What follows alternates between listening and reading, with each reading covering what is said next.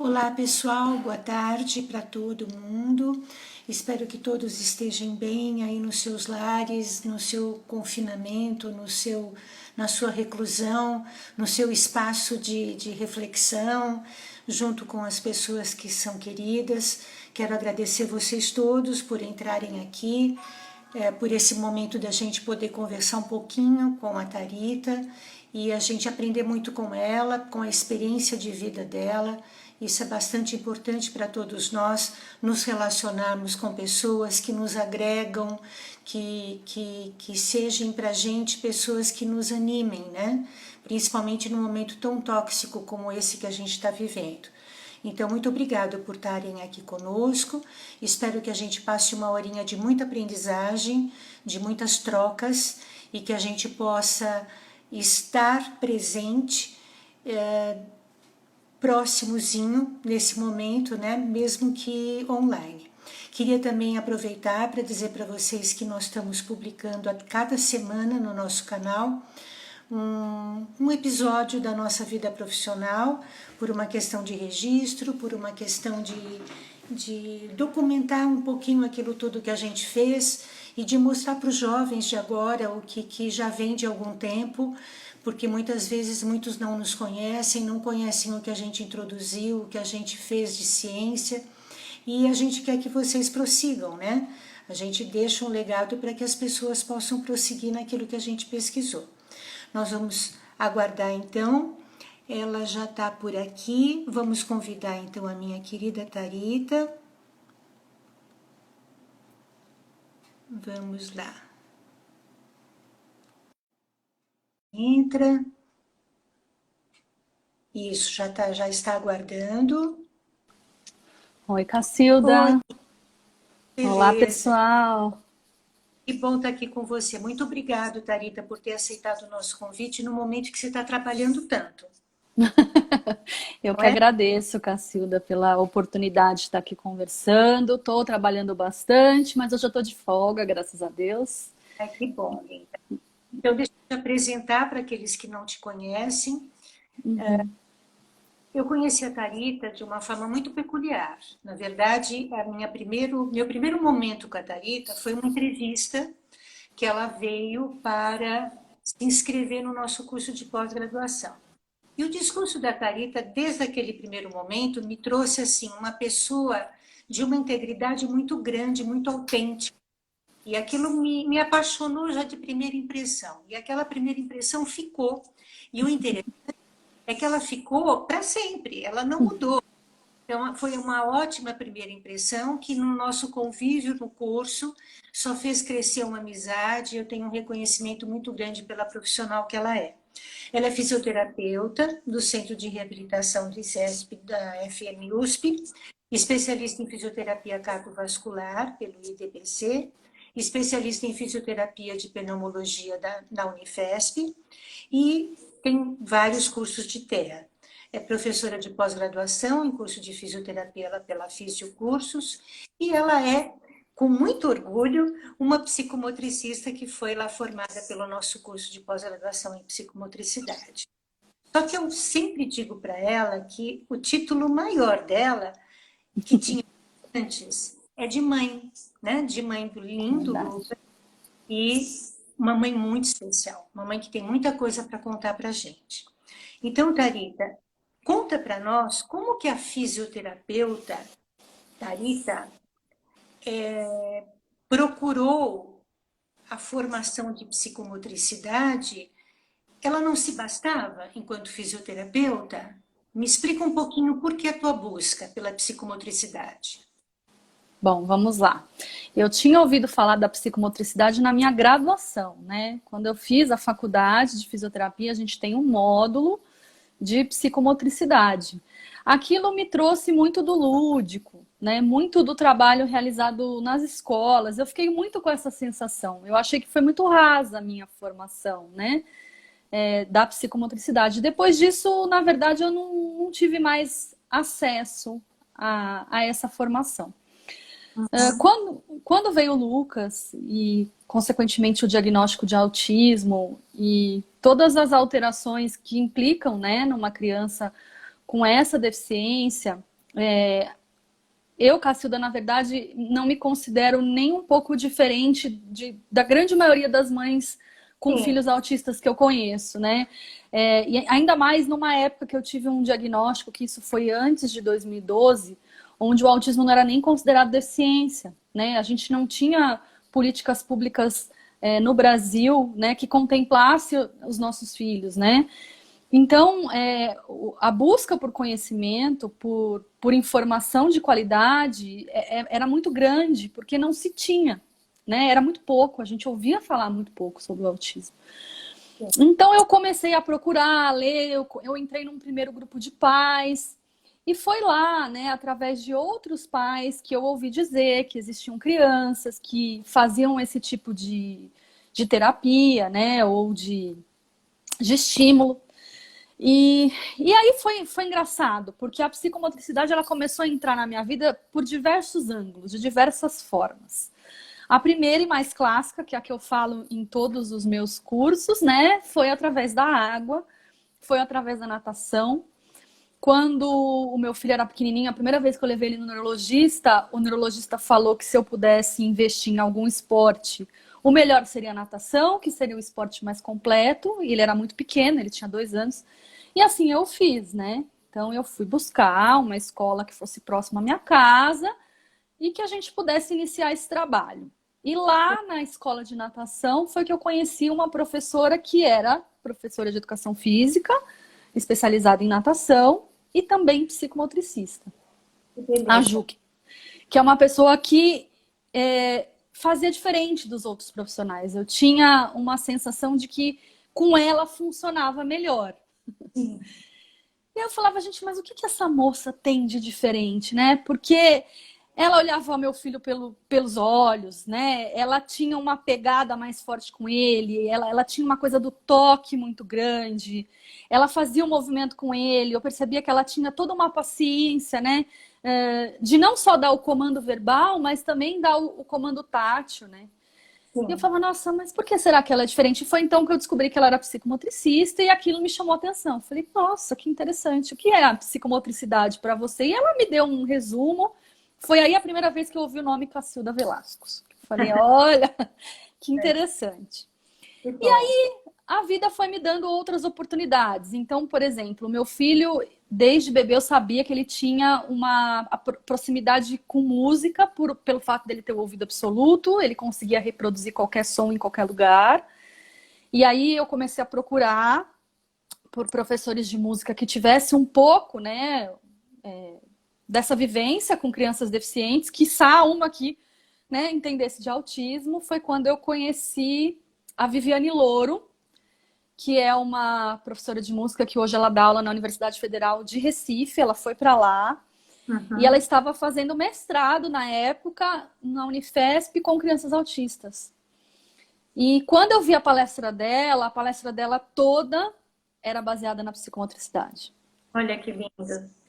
E aí aquilo me falando, eu falei, eu já ouvi esse nome, né? Então foi mais um registro, porque eu entendi muito sobre o ritmo, sobre a Sim, pulsação, sobre sim. a sequência motora através da música, né? E aí eu falei, nossa, que interessante, né? Então, de novo, aquilo já me atendeu. Aí depois, eu sou muito amiga da Ana Paula Chacur, né? Que você recentemente até fez uma live com ela. Lá em Santos, a gente teve contato através de grupos que ela trazia, que ela levava para lá para dar aulas. Eu assisti algumas palestras de algumas psicomotricistas do Rio que ela levou para Santos.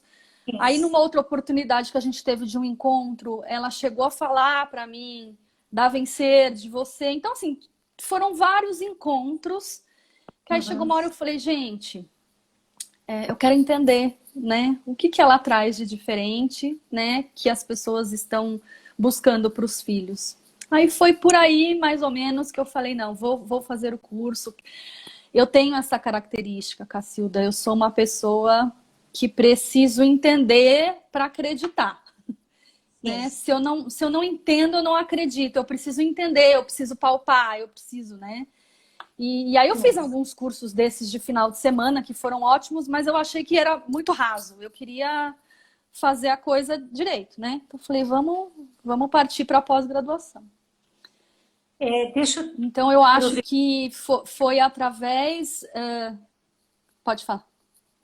Não, eu ia aproveitar a situação desse encontro com a psicomotricidade para perguntar para você como foi você, profissional, fisioterapeuta, a notícia do Lucas. É, eu acho que, assim, antes de mais nada, né, para qualquer pai, num primeiro momento, a gente vivencia um luto muito grande, né? O luto daquele indivíduo que a gente idealiza, né? Que a gente constrói dentro da nossa imagem, né? Ninguém, quando está grávida de uma criança, né, desenha ela ou imagina ela com algum tipo de deficiência, né?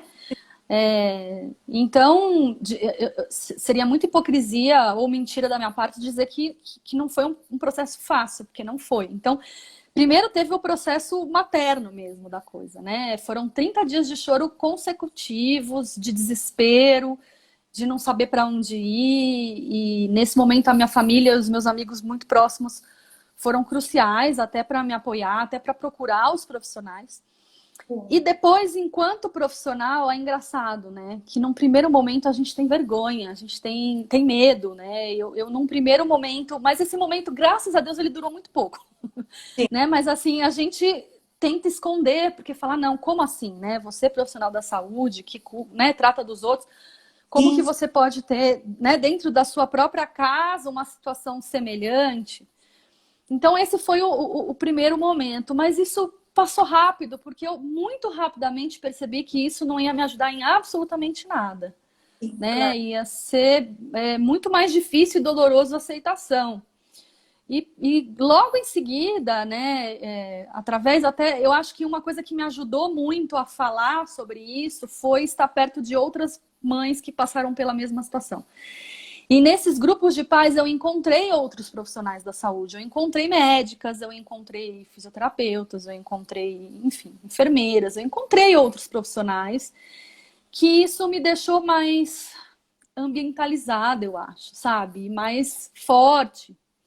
E foi quando eu resolvi abrir o jogo, até para poder pedir ajuda, né?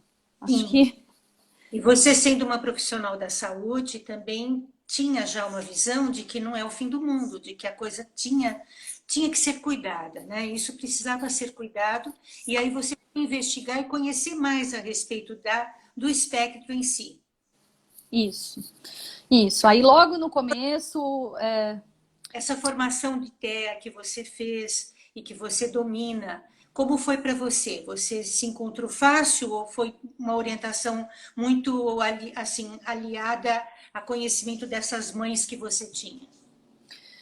as formações em TEA, que são várias, né? Não são um. Eu tenho diversos cursos. Eu tenho curso desde comunicação alternativa até curso básico de análise do comportamento. Eu fui atrás, né? É um currículo que a gente vai montando ao Sim. longo das necessidades, né? Eu cheguei a fazer curso de desfraude para autismo, cheguei a fazer curso, coisas bem específicas, né? Mas, Uhum. enfim, os cursos foram surgindo conforme as oportunidades e conforme o meu interesse, né? E isso ia muito de encontro com a fase que eu me encontrava. Num primeiro momento, eu queria saber sobre o autismo. Eu fiz muito cursos teóricos mais basicão, assim, né? Que fala de uma forma em geral sobre a situação do autismo, como ela acontece, a incidência, até para poder entender em que terreno eu estava pisando, né?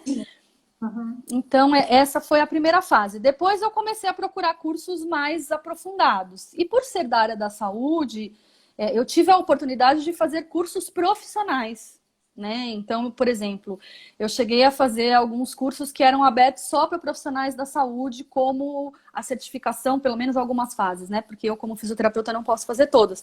Mas eu fiz a certificação internacional em integração sensorial, né? Porque foi algo que me chamou a atenção. O meu filho ele tem muitas disfunções sensoriais e aí eu queria entender um pouco mais sobre essa técnica, eu fui atrás. O curso do PEX, né, que é da comunicação alternativa e aumentativa. Meu filho ele só foi falar com 5 anos, né? E eu precisava me comunicar com ele, que não fosse só na base do choro, né? Que era a forma que ele tinha para se comunicar. Então eu precisei entender, e aí eu fui junto com as terapeutas da época fazer esse curso, né? E é um curso caro, é um curso difícil, ele não é simples, ele não é autoexplicativo, ele tem algumas regras, né?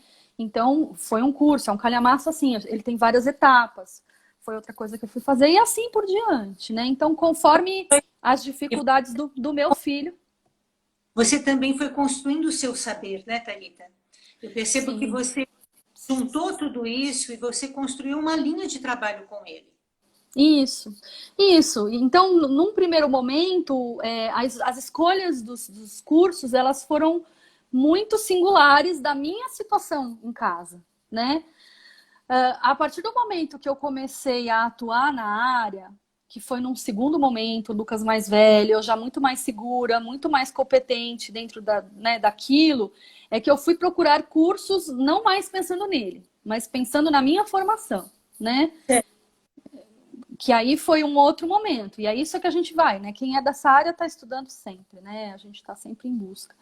E vai também Mas experiência para outras mães, para outras famílias, né? E se forma um grande gueto. eu diria que o que impulsionou eu entrar na área de atendimento de indivíduos com autismo foi a demanda das mães. Nem foi tão minha, mas é muito mais pelo trabalho que eu executava com meu filho e reproduzia nos grupos, e que muitas delas falavam, nossa, que bacana, eu também quero, vem me ajudar.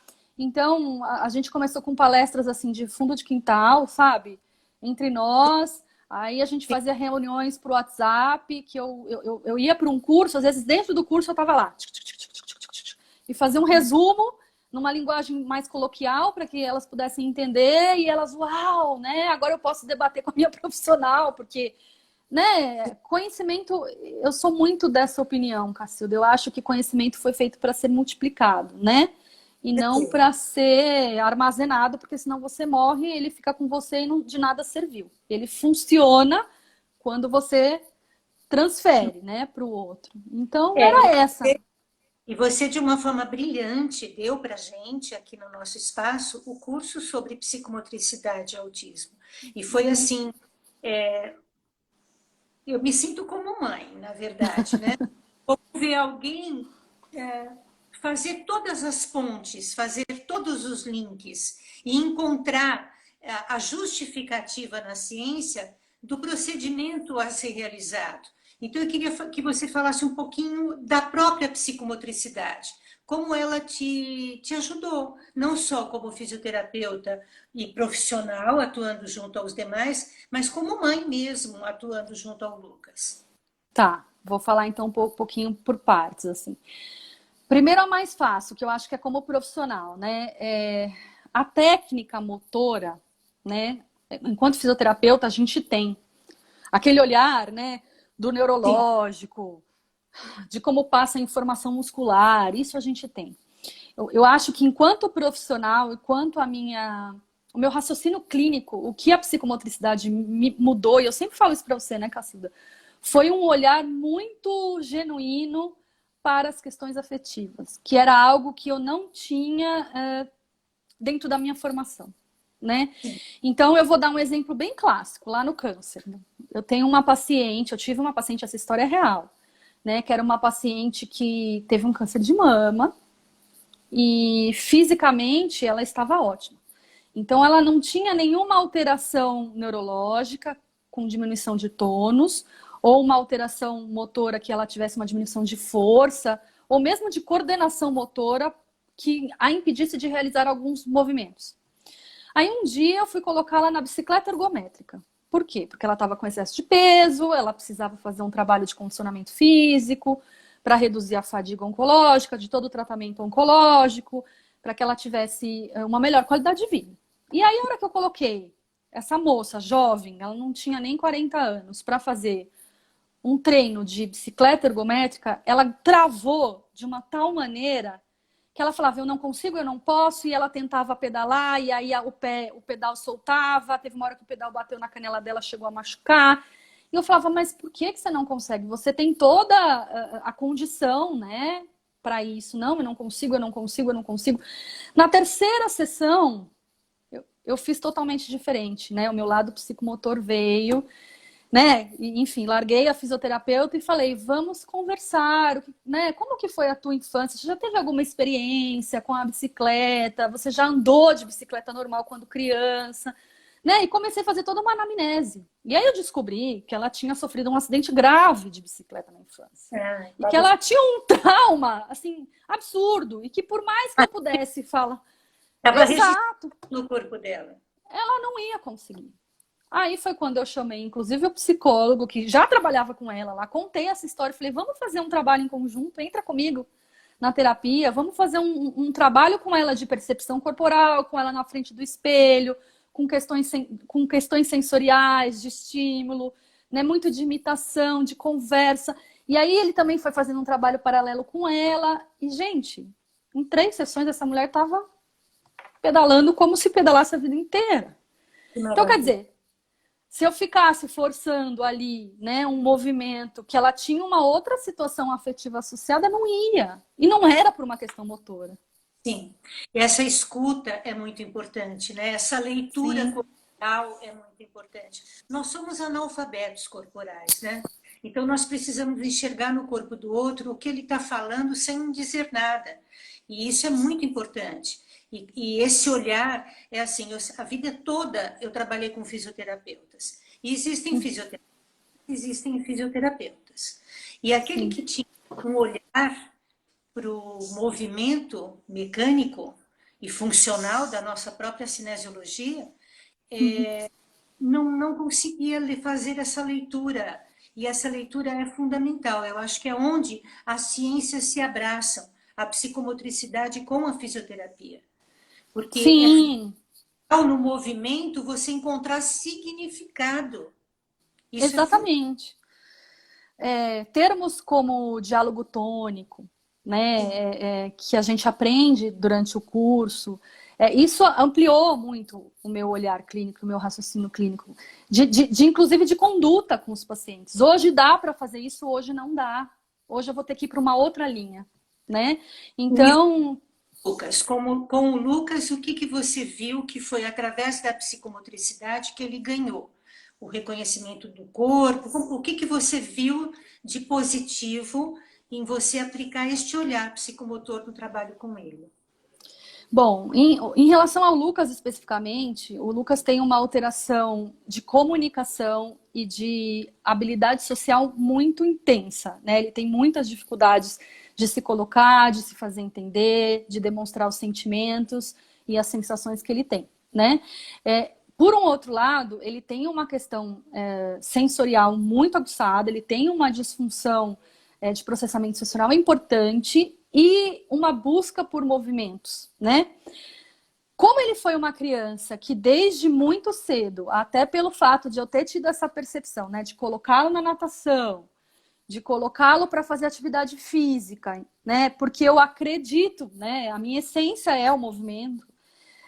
Ele teve um desenvolvimento, eu costumo dizer muito isso, né? Que o desenvolvimento motor dele proporcionou com que ele não tivesse um autismo mais severo. Porque ele tem a questão cognitiva muito comprometida. Mas as outras questões foram tão bem trabalhadas que acabam puxando ele, sabe? Sim. Então, assim, foi a forma que eu consegui trazer meu filho para mim, sabe? Foi a forma que eu consegui trazer o meu filho para o mundo, sabe? E ele conseguir interagir com o mundo. Então, isso pra gente era tão intuitivo que assim, o meu marido, que é da área da administração, era assim, o Lucas tinha uma crise, ele falava, vamos sair. Tinha um parquinho perto da minha casa, que era um parquinho assim, que era uma balança, um escorregador, um gira-gira, uma árvore e areia, né? Então, era disso, o tratamento era esse, né? Então, ele, assim, era meio que diário, a gente pegava, levava ele lá, às vezes levava os brinquedos dele lá, às vezes a gente fazia piquenique lá, né? Porque era o que a gente tinha e a gente percebia que ali ele se organizava, que ali ele ficava mais aberto para a gente, né? Então, as atividades que eu fazia, eu era muito, né, muito certinha com isso. Você vai ter que subir e descer a escada, porque ele não conseguia. Eu falava, não, mas ele vai aprender. E ele subia e descia 30 vezes, entendeu? E eu fazia ele fazer. E pegava as correntes da balança, fazia ele girar no próprio eixo para trabalhar o sistema vestibular, né? Porque eu Sim. percebia que ele nauseava em muitos movimentos no carro, né? Uhum. Ou quando ele tinha uma coisa gravitacional, quando eu colocava ele no cadeirão, que ele nauseava. Então eu falava, gente, isso é sistema vestibular. E sem entender muito, apesar de ser fisioterapeuta, mas eu não tinha essa vivência. Assim, eu fui fazendo, fui colocando e foi dando certo, né? Que Então, legal. esse foi o primeiro momento. E a piscina era outra, né? Eu sempre Sim. digo, né, que eu descobri na psicomotricidade por que meu filho parava de chorar quando eu colocava ele na água. Então, quando ele Olha, tinha crises muito intensas de choro repentino sem motivo, eu na enchia a natação. banheira. Não, enchia a banheira, enfiava ele na banheira.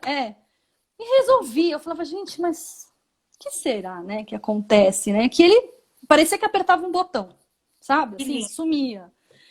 E Uhum. aí foi por isso, né, que enfim, a gente optou pela natação também, porque a gente percebia que lá, antes de mais nada, ele estava feliz. E aí foi quando eu entendi que a nossa pele é o nosso maior órgão, né? E É quando você está imerso. um envelopamento corporal muito grande, Isso, isso. né?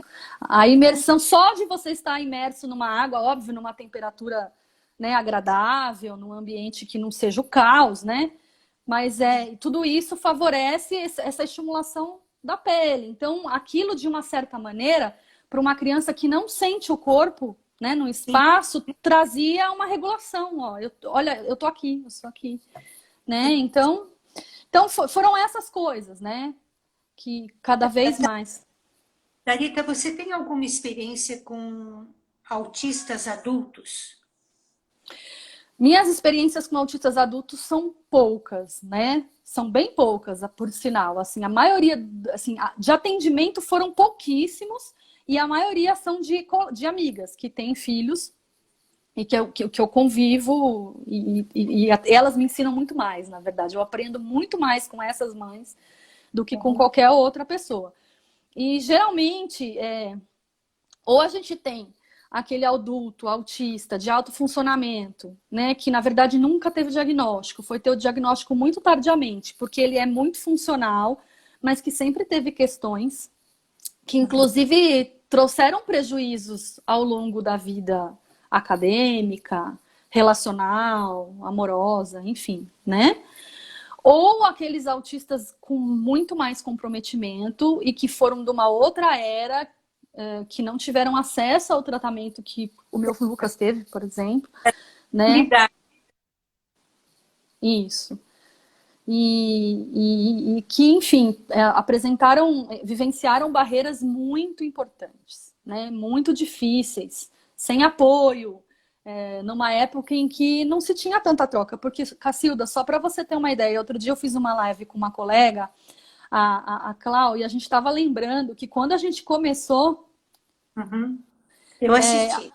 a gente se conversava por um grupo de Yahoo, de e-mail. Ela lá no Sim, Rio Grande do Sul, a outra em Minas, a outra no sim. Rio. Né? Era Uhum. assim que a gente se falava, porque não existia Facebook, nem WhatsApp, né? Na E eram verdade, poucas. nós estamos entrando para uma outra geração, né, Thalita? É uma outra geração, é um outro É, século, é um outro momento, né? é. Eu te perguntei de adulto porque foi uma menção de uma questão aqui para que a gente abordasse. Eu vou falar de Uhum, muito rápida. Eu tenho tá. um grande com adulto, Uhum, e há muitos anos, e o que a Thalita falou é uma realidade. Foram crianças, enquanto crianças, que não tiveram tantas oportunidades de estímulos, de novos tratamentos, de novas terapias, e que perderam um grande tempo, que é muito nobre no desenvolvimento, para ter ganhos. Então, o que acontece? Neste momento adulto, as coisas já são mais cristalizadas. com Não é certeza. possível conseguir-se grandes ganhos. Mas os adultos que eu convivo e que tenho até hoje são adultos que a família foi muito presente, né? E que nunca desistiu. Então, apesar de não terem feito o melhor, fizeram o que era possível ser feito. E hoje eles são, vamos dizer assim, os quatro que nós temos, sociáveis.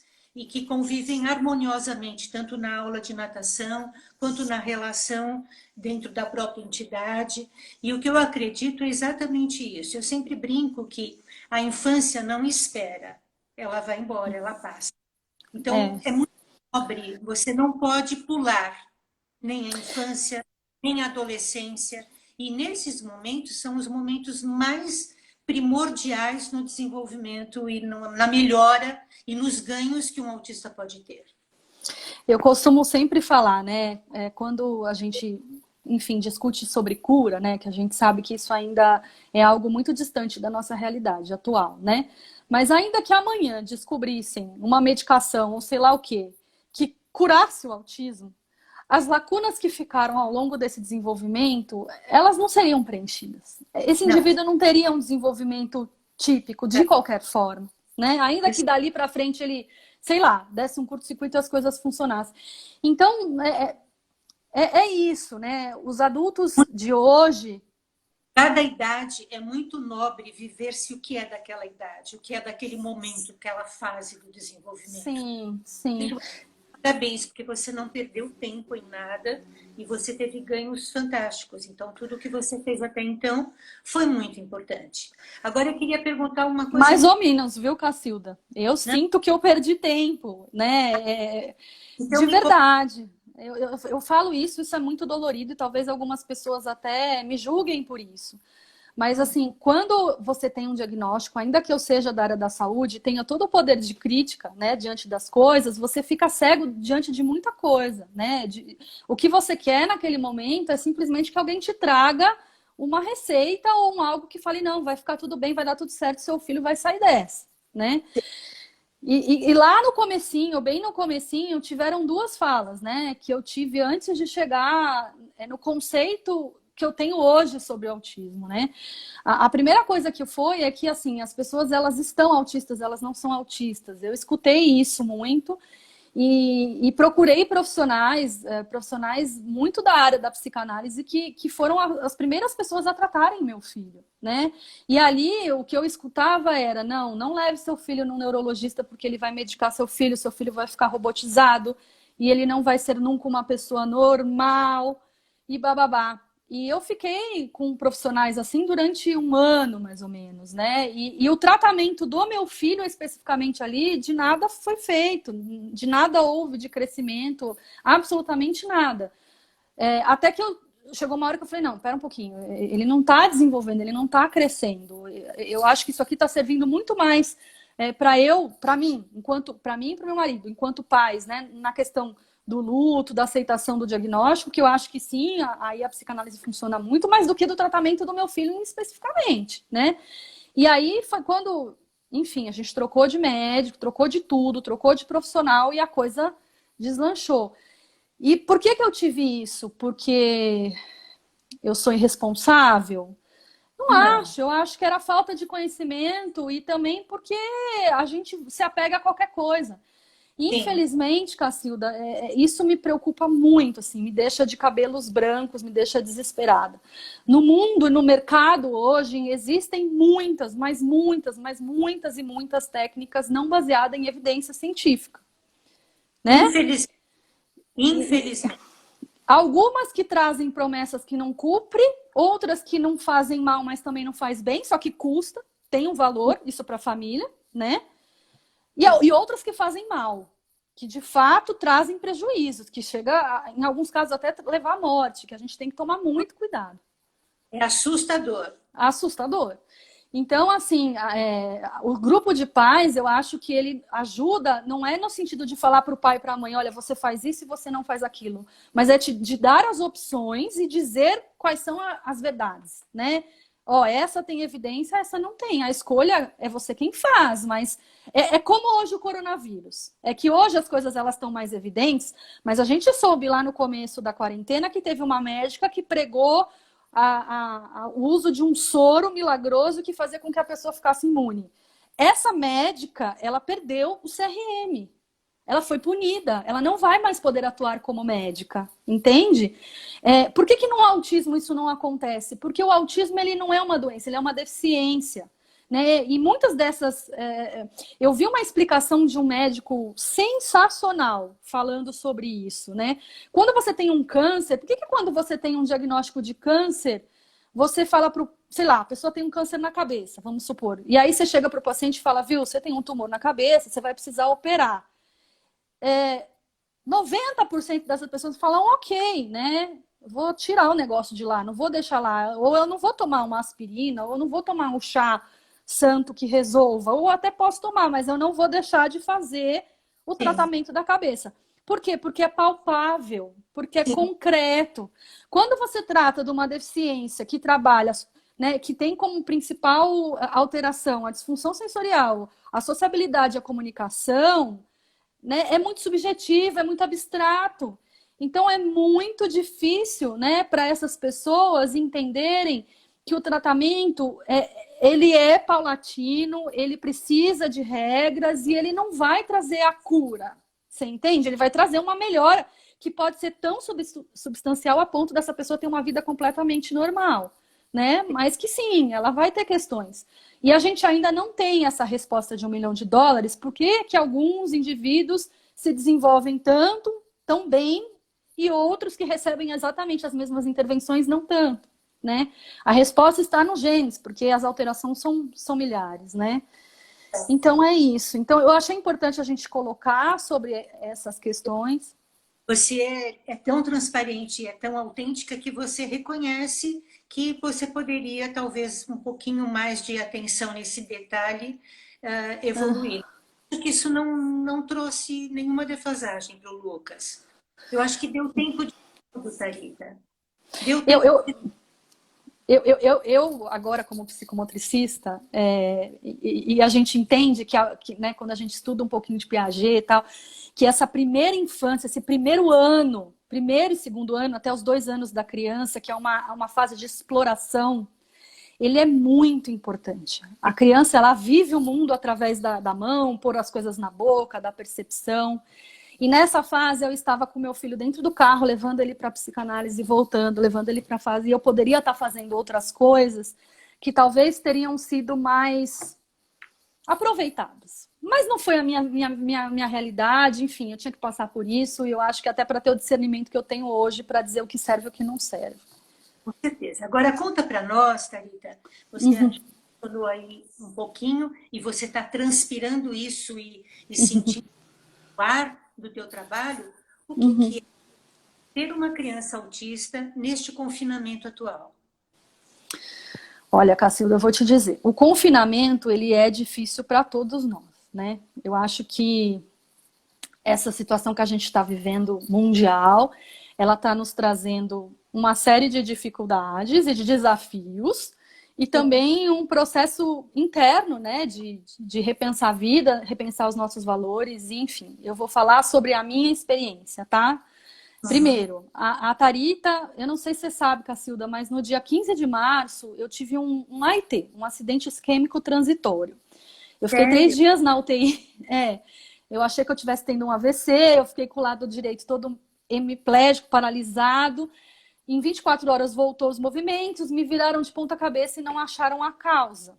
Né? Assim, eu tenho um histórico familiar super positivo, minha mãe teve um AVC o ano passado, mas eu, Tharita, não tenho nenhuma alteração cardiológica que justificasse. Não sei nem se foi esse coronavírus que eu tive, porque a gente fala muito agora em alterações inflamatórias, né? De vasos do nosso corpo, e por que não, né? Enfim, é uma coisa que eu vou precisar investigar mais pra frente. Mas assim, isso é só para ilustrar que eu já comecei a quarentena Mal. Comecei com chave de ouro, porque aí eu fui obrigada, eu fiquei de licença muitos dias por conta dessa alteração fisiológica e tudo mais. Então, de uma hora para outra, o meu filho teve aula até a sexta-feira, que foi dia 13. Aí, dia 14 foi um sábado, eu trabalhei, dia 15 normal, 15 à noite eu tive piripaque e fui para UTI. Fiquei internada e quando eu voltei para casa, o marido já estava em casa, o filho já estava em casa, a vida, né, a minha funcionária já não estava vindo, então a vida já estava de ponta cabeça de qualquer forma. Eu tinha vários eventos, eu tinha o curso do INAT, né, que eu ia falar, eu tinha várias atividades, foram todas canceladas.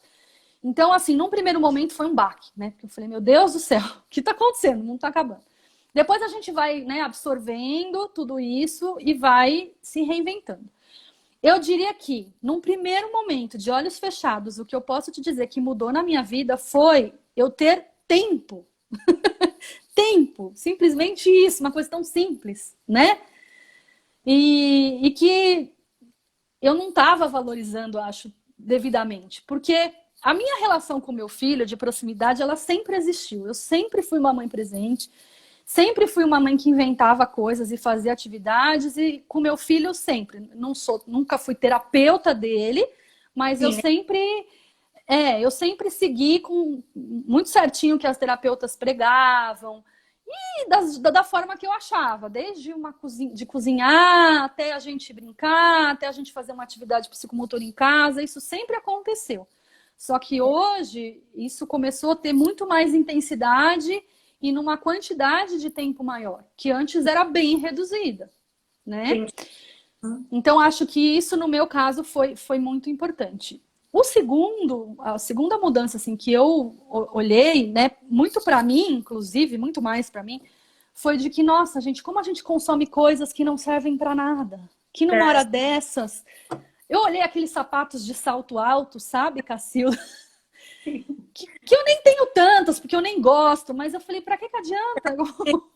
Para quê? Para que serve? Não é nada funcional isso, né? Pelo contrário, você fica com uma ergonomia horrível, com dor na perna. Então, isso me fez repensar o tanto de tempo que eu estive ausente da minha família para obter coisas que não me servem para nada. E viver, entender que para viver a gente não precisa de muita coisa, Pois é, pois é. né? Então, essas mudanças aconteceram. Agora, outras colocações que eu acho que eu tenho ouvido nos grupos, meio que de uma forma em geral, das mães atípicas, né, que têm os seus filhos com questões, é que, assim, são crianças que têm agendas muito lotadas, com muitas terapias. A rotina foi prejudicada. Isso, e as crianças começaram a desregular, né? Então, a gente tem vários cenários. A gente tem crianças de alto funcionamento que super se adaptaram a atividades online da escola, que os terapeutas fazem atividades à distância e a criança ok.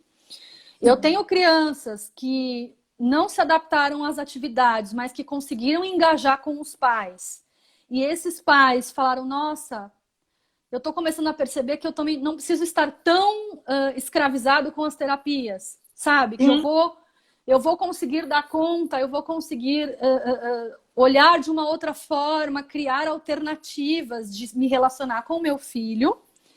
E eu tenho crianças que desorganizado totalmente, que Total. assim, o comportamento disruptíveis, né, de agressão, de autolesão ou de lesão ao outro pioraram muito e que de fato Eu também tenho exemplos assim. Triste, triste, isso, triste. isso, que a ausência da rotina está sendo muito prejudicial. Então, assim, não dá para pôr todo mundo num bala de gato, sabe? Claro, claro, não Né? dá. A Uhum. gente tem que olhar de uma forma muito amorosa para cada família e compreender também o que cada um é capaz. Sim. Né? Assim, eu tenho mães que têm mostrado e falado nos grupos, ou até mães de crianças minhas. Olha o que eu fiz, Tarita. Outro dia, uma mãe muito querida postou o vídeo da filha cortando com a tesoura em zigue-zague, que era uma coisa que a gente trabalhou muito e que tinha muita dificuldade, e que a mãe conseguiu fazer. Obviamente, a relação dela com a filha é muito mais intensa do que a minha, né? E tava lá, super. E eu tenho mãe que falou, Tarita, não dá, não dá. Eu estou fazendo, eu estou no meio do meu mestrado, eu não consigo sentar, eu não tenho paciência. Eu perco a paciência e minha relação com meu filho, em vez de aproximar, separa, porque ele fica com raiva. Você entende? Então, Nós, sabe, há pais que não cuidavam, né? Não tinham isso. E agora está sendo algo para ser construído e que está muito difícil. A gente tem que entender os dois lados, né? isso. Tarita, tem uma pergunta que saiu aqui na nossa listinha que fala assim para nós falarmos um pouquinho mais sobre as atividades aquáticas com os autistas. Como o Lucas tem uma experiência linda e maravilhosa com a água, você fala e eu depois tento complementar. Claro.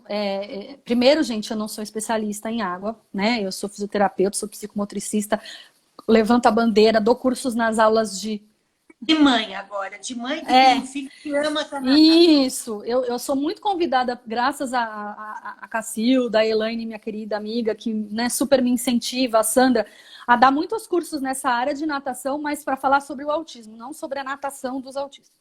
A minha experiência, assim, que eu falo muito nos meus cursos a grande maioria, mas a grande maioria, se não todos, não posso dizer todos, mas a grande maioria dos autistas se sentem muito confortáveis e ambientalizados no meio aquático. Então, é um meio que ajuda, né? Que, se bem trabalhado, ele pode ser um precursor de um desenvolvimento, né? Então, a gente tem que usar isso a favor dessas crianças. Dá para ser igual para toda criança? Não, não dá. As crianças são singulares, o autismo ele é singular, por isso que chama transtorno do espectro autista, porque a gente tem desde aquele bem leve até aquele mais comprometido, e dentro desse espectro há milhares de possibilidades.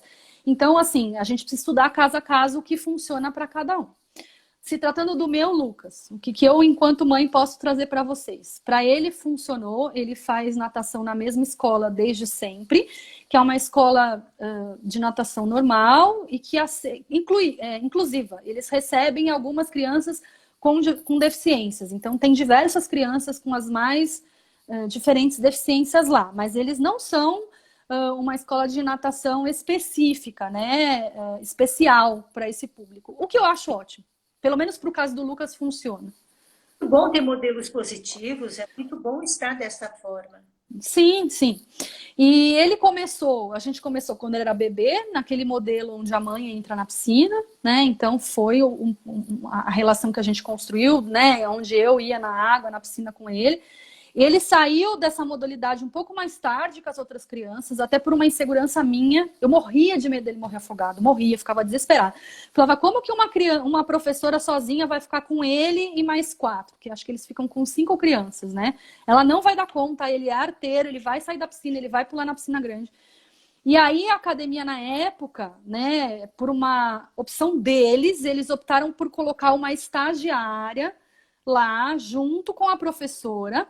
E sem contar isso para os demais alunos, então todo mundo achava que ela era uma ajudante, mas eu sabia que ela tinha um olhar para o Lucas, né? Até para que pudesse dar um respaldo para a professora.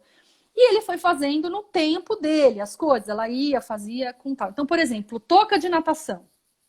Meu filho tem uma alteração ao toque muito intensa.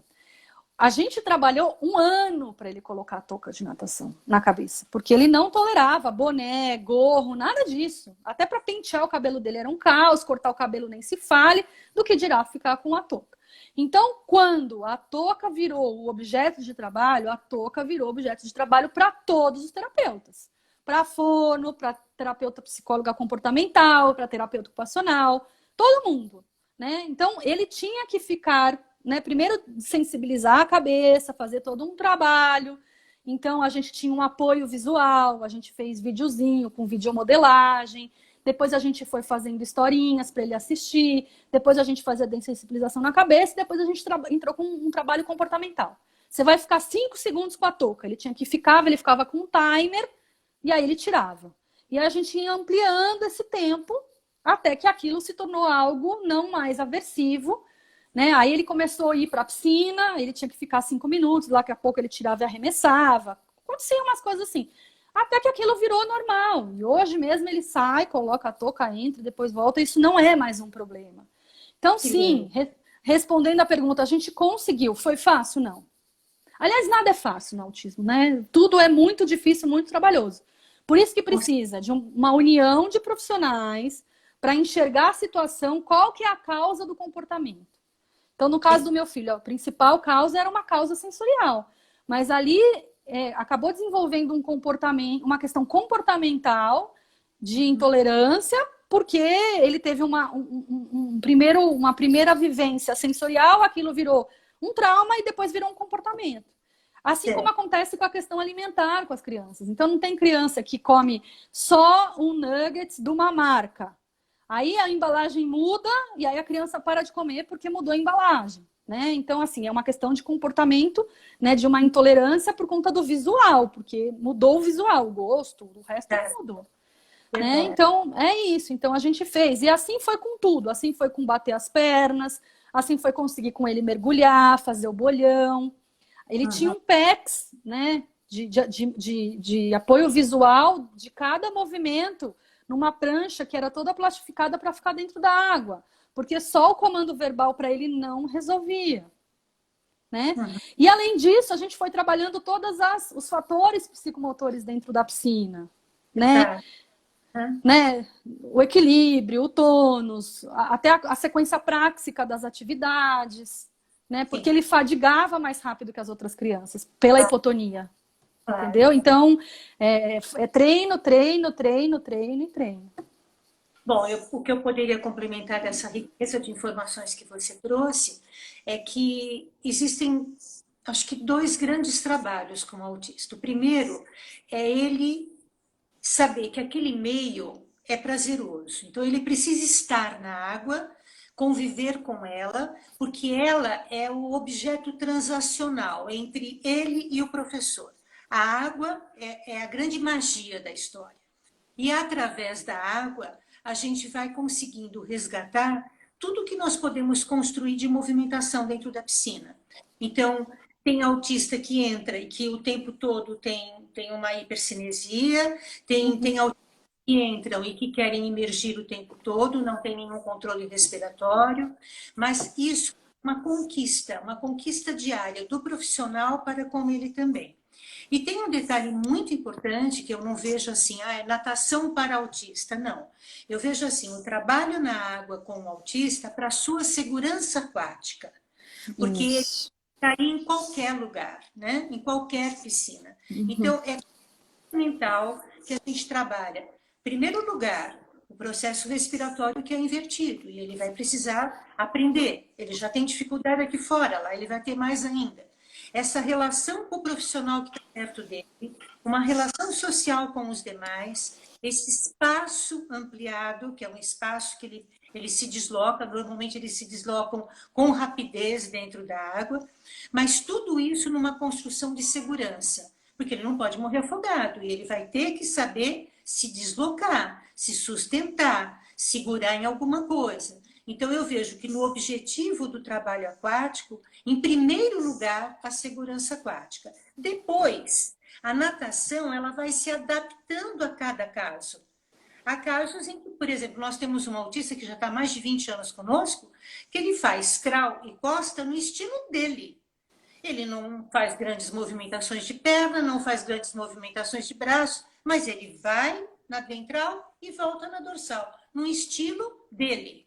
Então a gente precisa respeitar um pouquinho cada um, porque cada um é um diferente. E aí Exatamente. essa relação com água, em primeiro lugar, tem que ser prazerosa. Tem autista que faz escândalo para entrar. Então, se ele vai demorar para entrar, vamos fazer essa conquista primeiro, para mostrar para Isso. ele que a água é maravilhosa e que ela vai só trazer prazer, vai envelopar, vai acolher, é tudo de bom.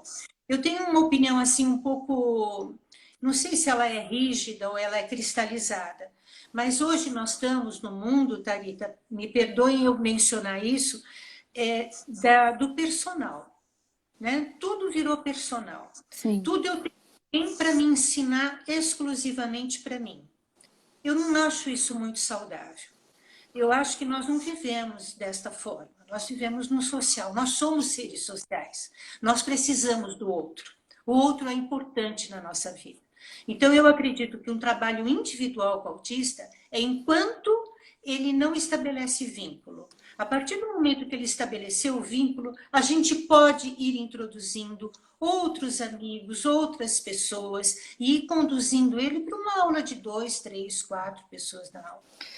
Eu Então, costumo dizer que a natação, ela é o único meio onde ele era igual a todos, né? Porque exato. hoje, por exemplo, o Lucas ele faz aula de natação sem nenhum apoio, sem nenhuma diferença no meio de outras crianças típicas, obviamente com as dificuldades dele, mas ele simplesmente vai, né? Mas a outra E criança como as outras crianças. E exatamente isso. E ele gosta. E eu acho isso que é é importante. isso. Ele tá feliz, né? Então, por isso que eu também acredito, eu acho que se é possível, a gente sempre tem que tentar incluir o autista na natação, no supermercado, no cinema, na viagem, aonde for. Ele vai ter que viver, ele não vai estar protegido a vida toda, ele não vai estar amparado a vida toda, ele tem que ter autonomia e o mundo está aí. O mundo é esse pavor total que todo mundo sabe. Então, nós não podemos proteger o tempo todo e às vezes eu acho que a proteção vem com a desculpa que é. Né? Com a desculpa que é autista. Não é como a desculpa, não. É porque é muito mais fácil você fazer por ele. Não, ele vai precisar aprender a fazer por si só. Isso é fundamental. Eu acho que a gente tem que sempre olhar para o singular, né? De novo, eu acho que essa sua fala é perfeita, Cacilda. A gente tem que tentar incluir o autista sempre na sociedade, independente do ambiente. É que existem algumas situações que são muito raras, graças a Deus, e cada vez menos, porque graças a Deus esses indivíduos estão tendo acesso a um tratamento qualificado muito precocemente. E quanto mais cedo eles têm acesso, mais as chances de desenvolvimento e menos esse tipo de coisa a gente vê. Mas esse mês ainda a gente viu a história de um autista adulto já, né, que quebra a casa inteira, se corta, precisa ser acorrentado. Ele se coloca em risco e coloca os outros em risco. Então, alguns casos, infelizmente, a gente ainda não consegue. Não. E nós não podemos generalizar. Cada um é um. Sim. Só que há uma tendência atual para essa exclusividade, né? Para essa intencionalidade. Ter um personal para isso, um personal para aquilo. Não, gente, vamos dentro de um limite. Claro, é necessário a princípio? Mas assim que é possível, sociabilizar. Nós precisamos. Sim. Está conosco. O Lucas fez as atividades de análise do comportamento dele até o ano passado de forma personalizada. Então, ele tinha a terapeuta dele que vinha em casa e ele ia na clínica na terapeuta supervisora. A partir desse ano, a gente mudou, né, totalmente o desenho, né, dessa atividade. Hoje, ele faz numa clínica que é uma clínica meio escola, assim. Eles têm um outro olhar, com outras crianças, com outras deficiências ou com outras questões, às vezes não é uma deficiência, mas que eles fazem a atividade em grupo, né? Então, e ele tem não só as atividades pedagógicas, que é a base, mas também tem atividades de culinária, eles têm o parque que eles vão. Então, é justamente para isso, para que ele consiga melhorar essa questão da sociabilização, né? Meu amor, nós estamos vencendo o nosso tempo. Eu queria te agradecer demais. Você sempre é fantástica, você sempre acrescenta muito, não só os profissionais, mas as mães também, né? E a muitas oportunidades de te trazer para cá. Ela já é uma convidada nossa do curso de pós-graduação em gerontopsicomotricidade. E eu vi aqui uma das nossas alunas te convidando para fazer uma visitinha na turma 6. Venha falar. Bom? Eu vou com maior orgulho. Eu que agradeço, Cacilda, mais uma vez pela oportunidade. Assim, eu só tenho a agradecer a você sempre, que sempre me colocou em todas as situações, sempre criou situações para que eu tivesse presente e pudesse falar um pouquinho sobre a minha história. Um beijo no seu coração e muito obrigada a todos que estavam aqui conosco. Muito obrigada, gente. Tchau, tchau.